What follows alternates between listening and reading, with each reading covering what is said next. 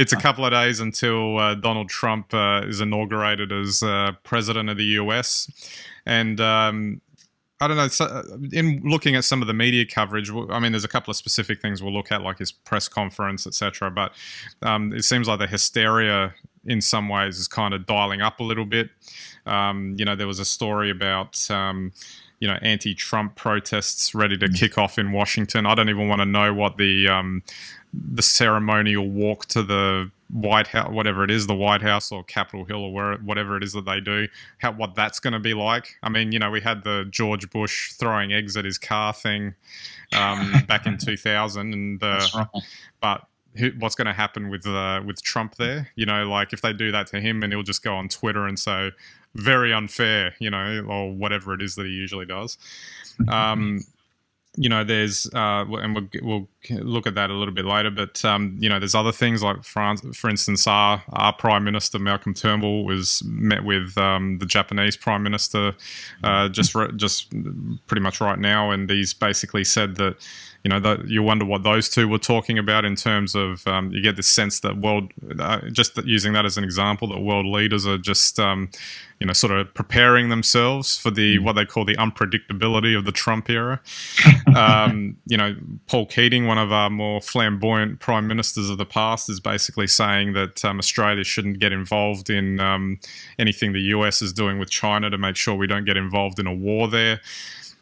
This is all really just amazing stuff, and just you kind of wonder what's going to happen. It's almost is it going to be like a train wreck where you got to look just to see how it turns out, even though it'll turn out terrible? Will it actually turn out to be good? Who knows? Well, who does know? And I think the big thing is unpredictability. Now, I think which the world and business and finance markets just love. For me, as a political layperson, unpredictability is not knowing whether it's going to rain or be sunny in the morning, and just chancing it and going out into a rainstorm in a t-shirt.